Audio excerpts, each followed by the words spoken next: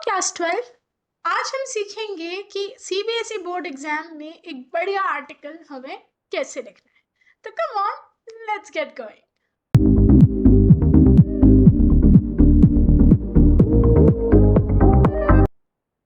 हाँ जी, क्या क्या कवर करेंगे हम आज की वीडियो में। पहला, एक आर्टिकल होता क्या है। दूसरा, उसका फॉर्मेट और स्ट्रक्चर समझेंगे पहले, क्योंकि अक्सर बच्चे वही गलती करना शुरू कर देते। तीसरा, कुछ ऐसे कॉमन फ्रेजेस और एक्सप्रेशंस आपको दूंगी जिनमें से आप पिक करके वो लर्न कर लेना एंड वही एग्जाम में अपने आर्टिकल में यूज कर लेना। एक सैम्पल आर्टिकल लिख के दिखाऊंगी एंड फाइनली आपको बताऊंगी कि आप लोगों की कॉमन मिस्टेक्स क्या होती है और आप कैसे उन्हें करने से बच सकते हैं।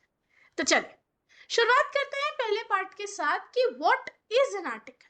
भाई आर्टिकल होता क्या है। आर्टिकल बच्चों एक स्ट्रक्चर्ड पीस ऑफ राइटिंग है जहां पर आप अपने फैक्ट्स, ओपिनियंस, आर्ग्यूमेंट्स या एनालिसिस किसी पर्टिकुलर टॉपिक पे शेयर कर। ठीक है, अब कहने को तो आप अपनी बात, अपना point of view he share कर रहे हो, बट क्या वो चीज आप फर्स्ट पर्सन में लिखते हो? नहीं। आई में लिखते हो? नहीं। ठीक है, it is commonly found. Article ज्यादातर आप कहाँ पढ़ते हो? न्यूज़पेपर्स, मैगजीन्स, ब्लॉग्स या जर्नल्स में, जहां पर आप कोशिश कर रहे हो दूसरों को इन्फॉर्म करने की और एक अवेयरनेस रीडर्स के मन में क्रिएट करने। ठीक है, इसका फॉर्मेट और स्ट्रक्चर बच्चा कैसा है? सीबीएसई मार्किंग स्ट्रक्चर के हिसाब से 1 मार्क आपके करेक्ट फॉर्मेट के लिए होता है, 1 मार्क इस चीज का कि आप आइडियाज को किस सीक्वेंस में प्रेजेंट कर रहे हो, क्या कंटेंट यूज कर रहे हो उसके 2 मार्क्स, और कैसी आपकी ग्रामर और स्पेलिंग है उसका 1 नंबर। ठीक है, शुरुआत हमेशा किससे होगी एक आर्टिकल की? उसके टाइटल से, और ये सबसे इंपॉर्टेंट होता है। बच्चे अक्सर क्या करते हैं, क्वेश्चन में कुछ लिखा होता है उसी को टाइटल बना देते हैं, बट नहीं, टाइटल आपका होना चाहिए कैची और रेलेवेंट। ठीक है, अच्छा टाइटल होगा तो टीचर आप समझेगी कि आपने आर्टिकल भी अच्छा ही लिखा। तो टाइटल थोड़ा सोच समझ के लिखना। ठीक है, दूसरा, टाइटल के बिल्कुल नीचे आता है राइटर का नाम। ठीक है, ज्यादातर वो क्वेश्चन में गिवन होता है, अगर ना गिवन हो तभी XYZ लिखना। ऑल राइट, अब टाइटल और बायलाइन हो गई। इसके बाद हम आते हैं अपनी बॉडी की तरफ। बॉडी में 3 से 4 पैराग्राफ्स होंगे। ओके, पहले पैराग्राफ में आप इंट्रोड्यूस करोगे टॉपिक एक स्ट्रॉन्ग ओपनिंग के साथ। अज्यूम करो रीडर को उस टाइटल के बारे में कुछ नहीं पता, जिस चीज पे आप लिख रहे हो आर्टिकल, रीडर कंप्लीटली अनअवेयर है, तो पहले पार्ट में तो भाई उसे इंट्रोड्यूस करो उस टॉपिक से कि व्हाट इट इज, या अगर कोई इवेंट है तो व्हेन इज इट, क्यों है, कहाँ है, कैसे है। एवरी बेसिक क्वेश्चन जो उस टॉपिक से रिलेटेड बन सकता है अपने पहले पैराग्राफ में उसे इंट्रोड्यूस कर दो। ठीक है, सेकेंड और थर्ड पैराग्राफ होंगे आपके मेन पैराग्राफ, जहां पर आप एक्सप्लेन करोगे सारे मेन पॉइंट्स, एग्जाम्पल दोगे, कॉज इफेक्ट समझाओगे, या कोई प्रॉब्लम है उसके सोल्यूशन दोगे। ठीक है, सेकेंड थर्ड पैराग्राफ का काम ये है। फाइनल पैराग्राफ जो आपका कंक्लूजन होगा, उसके अंदर बच्चों आप क्या कहोगे? एक समरी अपने पूरे आर्टिकल की, अपने सबसे स्ट्रॉन्ग पॉइंट के साथ उसे एंड करोगे। ठीक है, एक आइडिया या सजेशन कुछ भी हो सकता है, वो सब्जेक्ट से रिलेटेड। तो आप देख रहे हो क्या फॉर्मेट हुआ, टाइटल और बायलाइन और 3 से 4 क्लियर डिस्टिंक्शन वाले पैराग्राफ। ओके, अब नेक्स्ट चीज, क्या क्या चीजों का आपको ध्यान रखना है आर्टिकल लिखते वक्त। पहला, एक स्ट्रॉन्ग ओपनिंग होना जरूरी है। First impression is the last impression. तो पहले पैराग्राफ से टीचर के मन में इतना बढ़िया इंप्रेशन डाल दो कि वो इंप्रेस हो जाए। ठीक है, उसके लिए क्या कर सकते हो, किसी कोट से शुरू कर लो, कोई फैक्ट जो आपको सब्जेक्ट से रिलेटेड पता है वो लिख दो, या सबसे आसान क्वेश्चन, सामने वाले से ही क्वेश्चन पूछ लो। ठीक है सिखाऊंगी कैसे। दूसरा, पैराग्राफ्स में लिखना मत भूलना, एक पूरा पेज मत भर देना आर्टिकल लिखने के नाम पे। अपने आइडियाज को तरह तरह से पैराग्राफ्स में डिवाइड करना। फॉर्मल लैंग्वेज, स्पीच और डिबेट की तरह कॉन्वर्सेशनल टोन नहीं होती आर्टिकल के अंदर। ओके, इस चीज का ध्यान रखना। अपने किसी भी पॉइंट को अगर लिख रहे हो तो उससे रिलेटेड एग्जाम्पल, फैक्ट या स्टेटिस्टिक देना मत भूलना, नहीं तो लगेगा कि बस आइडिया आते गए और बस ज्वाइन करते गए उन्हें साथ साथ, वो नहीं करना। लिंकिंग वर्ड्स सबसे मैंडेटरी आर्टिकल में होने बहुत जरूरी है, आइडियाज को आपस में ज्वाइन करने के लिए। एंड फाइनली बच्चों, आपका आपका जो कंक्लूजन है उसे इम्पैक्टफुल रखना, ठीक है। या तो पढ़ने वाले के माइंड में क्वेश्चन रह जाए, एक सजेशन ऐसा मिल जाए, या कुछ ऐसा कि वो उस आर्टिकल के बारे में सोचे समझे। ओके, अब कुछ दूंगी आपको कॉमन फ्रेजेस और एक्सप्रेशंस जो आपके काम आ सकते हैं आर्टिकल लिखते वक्त। हर पेज का स्क्रीनशॉट लेना मत भूलना, एंड जितने भी एक्सप्रेशंस बता रही हूँ सारे के सारे याद करने की जरूरत नहीं है।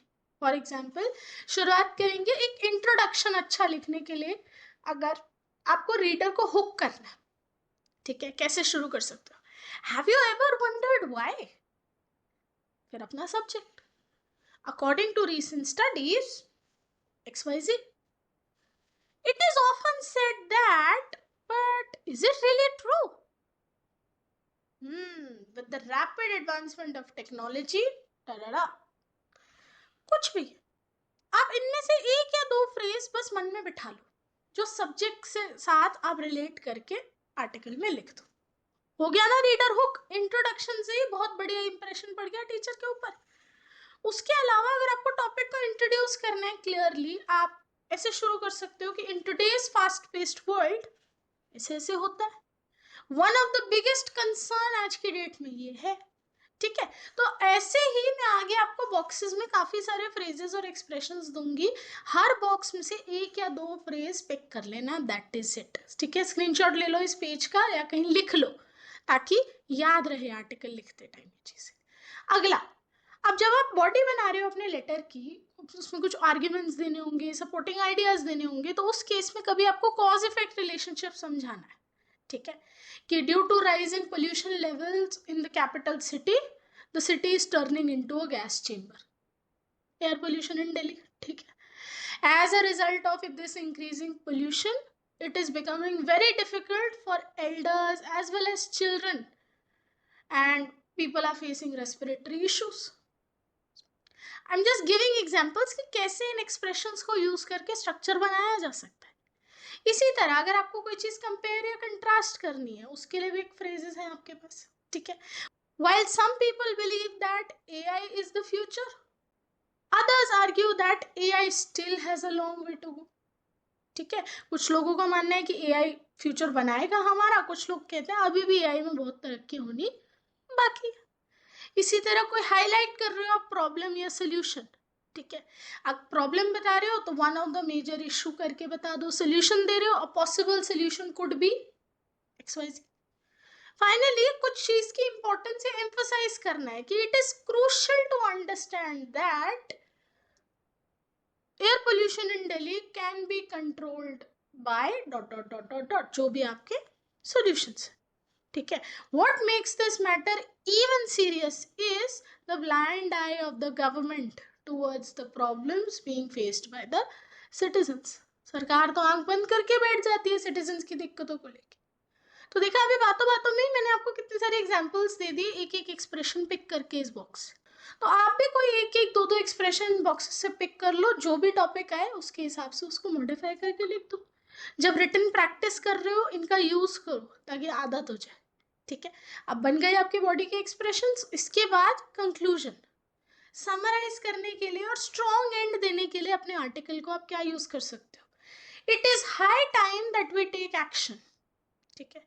If we act now we can create a better future. इसमें इसको तो आप जेनेरिक स्टेटमेंट मान लो, ठीक है, इसमें तो आपको कोई मॉडिफिकेशन भी नहीं करना, सेम टू सेम यूज कर देना अगर सब्जेक्ट अलाउ कर रहा हो आपके आर्टिकल। इसी तरह समराइज करने के लिए in conclusion to sum up इस तरह से लिख सकते हो। एंड एक लास्टिंग इम्पैक्ट, जैसे कि मैं शुरुआत में बोल रही थी कि आर्टिकल का एंड ऐसा होना चाहिए कि पढ़ने वाला आपके आर्टिकल के बारे में सोचे। इसी तरह एग्जाम में आपका इंट्रोडक्शन और कंक्लूजन अच्छा होगा तो अगर बॉडी में कुछ कमी रह भी गई होगी टीचर इग्नोर कर देगी उसको। तो एक लास्टिंग इम्पैक्ट छोड़ने के लिए लेट्स से मैं ये यूज करूँ, the question is not if we can change but when will we start, शुरुआत कब करेंगे। देखा, तो ये तीनों मैंने ऐसे फ्रेजेस दिए हैं जो आप जेनेरिक किसी भी आर्टिकल में यूज कर सकते हो जो सब्जेक्ट से मैच हो जाए। ओके, स्क्रीनशॉट लेना मत भूलना, बार बार बोल रही हूँ। चलिए कुछ लिंकिंग वर्ड्स भी देख लो भाई आर्टिकल के लिए। अब आइडियाज ऐड करने हैं तो more over, in addition, also also also मत करना आर्टिकल लिखते वक्त। कंट्रास्ट है तो हाउएवर, व्हाइल, कॉज इफेक्ट के लिए therefore, as a result, example के लिए फॉर एग्जाम्पल के अलावा भी ऑप्शन होता है, for instance, such as, and conclude करने के लिए in summary to conclude in the end. ठीक है, अब ये तो हो गई बहुत सारी वर्ड्स की लिस्ट। अब इन्हीं में से कुछ कुछ पिक करके मैं एक आर्टिकल लिखूंगी आपका इस क्वेश्चन पे। ये क्वेश्चन आया है बच्चों लास्ट ईयर के कंपार्टमेंट एग्जाम में इंग्लिश के। ठीक है, क्वेश्चन कह रहा है कि आप एक ब्लॉग राइटर, तो आप एक वोरेशियस रीडर भी हो और अपने आप को करंट टॉपिक से जागरूक रखते हो। Reading about the trends in digital marketing, आपने सोचा है कि एक आर्टिकल लिखोगे इस चीज पे कि digital marketing has gain tremendous momentum past couple of years में। आप बच्चे क्या गलती करेंगे, यही टाइटल बना देंगे, digital marketing gain tremendous momentum, बस ये मत करना प्लीज।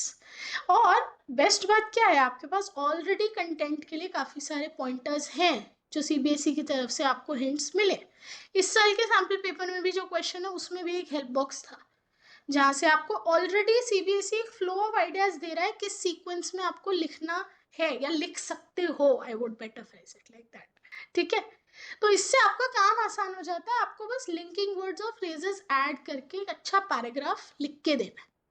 तो देखो मैंने कैसे लिखा है इसको, पहले मैंने एक अमेजिंग सा टाइटल दिया, क्योंकि सॉरी, अगर इन पॉइंट्स को आप ध्यान से देखो, ये सब बात कर रहे हैं डिजिटल मार्केटिंग की importance in the business world, क्योंकि हम कस्टमर से कनेक्ट कर रहे हैं, ऑडियंस को सही टारगेट कर रहे हैं, सस्ता तरीका है अपने बिजनेस को प्रमोट करने का, राइट। तो इसीलिए मैंने टाइटल भी क्या बनाया, digital marketing a powerful tool for businesses, business के लिए एक मजेदार टूल है, बाय हितेश या है ना, जो भी आपको नाम यूज करना। ठीक है, अब मैंने लाइन यूज करी अपने ही फ्रेजेस में से, with the rapid advancement of technology it is clear कि डिजिटल मार्केटिंग ने बदल दिया है तरीका लोगों के बिजनेस करने का। एक सॉलिड इंट्रोडक्शन दे दिया। अब भाई जिसको नहीं पता था कि क्या बात करने वाली हूँ, मैंने बता दिया कि डिजिटल मार्केटिंग के बारे में मैं बात करने वाली हूँ, और वो भी उस कॉन्टेक्स्ट में कि कैसे उसने बिजनेस करने का तरीका बदला। इन रिसेंट ईयर्स एक बहुत इंक्रीज आया है in the use of online platforms, जिसकी वजह से डिजिटल मार्केटिंग बहुत ज़्यादा ज़रूरी हो गई हर तरह के बिजनेस के। ठीक है, तो मैंने अपने एक इंट्रोडक्शन में जेनरिक आइडिया दे दिया पढ़ने वाले को कि मैं बात करने वाली हूँ इस आर्टिकल में कि कैसे डिजिटल मार्केटिंग ने बिजनेस करने का तरीका ही बदल दिया। अब आई main body. So to start with, digital marketing मदद करती है बिजनेसेस को टू स्टे कनेक्टेड। अब ये मैंने अंडरलाइन की है चीजें आपको ये दिखाने के लिए कि मैंने एग्जैक्टली वही लाइन यूज की है जो क्वेश्चन में गिवन थी कि डिजिटल मार्केटिंग यूज करी जाती है कनेक्टेड रहने के लिए कस्टमर से। तो मैंने अपना पहला पॉइंट वही बनाया। फिर मैंने एक एक्सप्रेशन यूज किया, unlike in the past today we see a shift. ठीक है, from traditional marketing to digital marketing, क्योंकि इससे कंपनीज इंटरैक्ट कर पाती हैं डायरेक्टली लोगों के साथ थ्रू सोशल मीडिया, ईमेल और वेबसाइट। तो मैंने एक कंट्रास्ट शो कर दिया। फिर मैंने एक लिंकिंग वर्ड यूज किया, मोर ओवर, इससे ब्रांड्स को एक मौका मिलता है टू बी क्रिएटिव। ये लाइन में अंडरलाइन करना भूल गई, बट ये भी मेरे हेल्प बॉक्स में थी कि डिजिटल मार्केटिंग से क्रिएटिविटी बढ़ती है, क्योंकि हम वीडियोस, पिक्चर्स, इंटरेस्टिंग कंटेंट सब देख पाते हैं।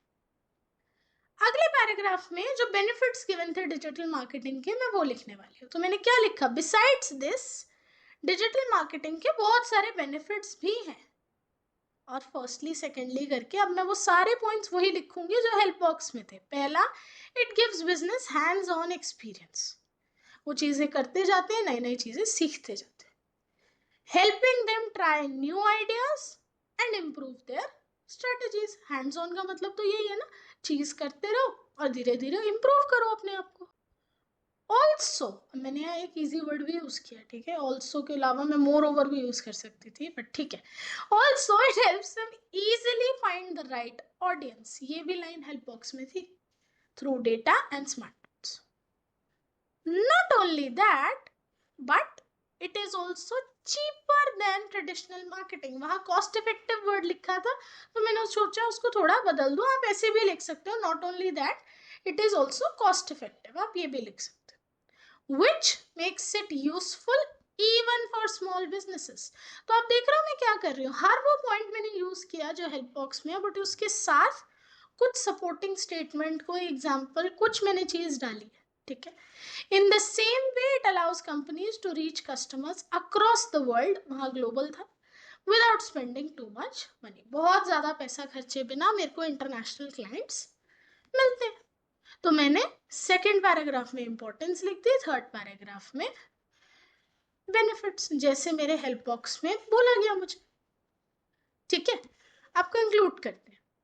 एंड करने के लिए मैंने क्या बोला, कंसिडरिंग ऑल दीज पॉइंट्स, या मेरे पास क्या ऑप्शन था, इन कंक्लूजन, सिंपल रखना है तो, ठीक है। Digital marketing has become an essential part of business in today's fast moving world. आज की दुनिया में डिजिटल मार्केटिंग बहुत जरूरी हो गया। विदाउट अ डाउट इससे एडवर्टाइजिंग आसान हुई, कंपनीज ग्रो कर पा रही है, ठीक है। तो ये मैंने ऊपर वाले दो आइडियाज को ही सम अप करा। Looking ahead, businesses that use digital marketing वो आगे भी बहुत अच्छा करेंगे। क्यों? इट इज राइटली सेड, जो मैंने एक जेनरिक फ्रेज ले रखा था अपने हेल्प बॉक्सेस में, a small step today can lead to a big difference tomorrow. तो आज से ही डिजिटल मार्केटिंग करना शुरू करो, बिकॉज हो सकता है यही तुम्हारे बिजनेस को कल जाके बड़ा बना दे। तो आपने ध्यान दिया हो अगर, तो मैंने अपने इंट्रोडक्शन और कंक्लूजन को इतना स्ट्रांग रखा है कि अगर टीचर बीच का कंटेंट ये भी सोचेगी कि मैंने तो भाई हेल्प बॉक्स का ही यूज किया है, खुद से कुछ आइडिया ही नहीं डाले, तो वो उन दो से इम्प्रेस होके मुझे बढ़िया नंबर दे देगी या दे देगा ठीक है।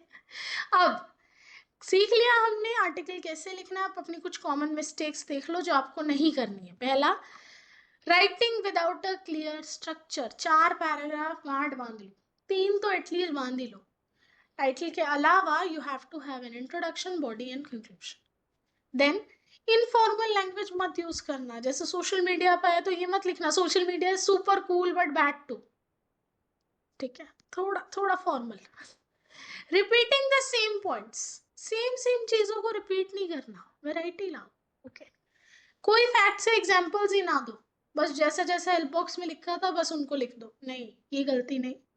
And exceeding the word limit, 150 से 200 वर्ड मैक्सिमम, उससे ज्यादा नहीं बाबा, ठीक है। उनको अवॉइड करने के लिए प्लान बिफोर राइटिंग। मैं पहले भी आपको कितनी बार बताया, राइटिंग सेक्शन या कोई भी लॉन्ग आंसर इंग्लिश में अगर आप लिख रहे हो, रफ में पहले एक आइडियाज का अपना क्रोनोलॉजी बना लो कि मेरे को ये चीजें ऐसे ऐसे लिखनी है, तो आपके लिए इजी रहेगा चीजों को फ्रेज करना, ठीक है। Stick to the word limit, over explain नहीं करना किसी चीज को, सिंपल इंग्लिश यूज करनी है, ज्यादा फैंसी वोकैबुलरी से ज्यादा अच्छा नहीं होता चीज, ठीक है। सिंपल इंग्लिश से भी अच्छा लगेगा आपका article. And finally proof read कर लो फॉर स्पेलिंग एंड ग्रामर, कि आपने कोई स्पेलिंग या ग्रामर की मिस्टेक तो नहीं की है, वो बस ध्यान देना, ओके। एंड कटिंग्स तो ऑब्वियसली अवॉइड करना, ठीक है।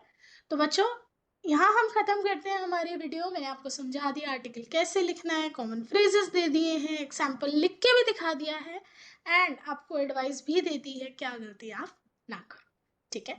प्लीज, बहुत टाइम है इंग्लिश के पेपर में, एटलीस्ट 2 से 3 आर्टिकल लिख के प्रैक्टिस कर लेना। ये मत सोचना पेपर में जब आएगा तभी करूंगा, 1-2 आर्टिकल भी लिख लोगे, कॉन्फिडेंस आ जाएगा, अच्छा लिखोगे पेपर में। आई होप आपका एग्जाम बहुत अच्छा हो, ऑल द वेरी बेस्ट।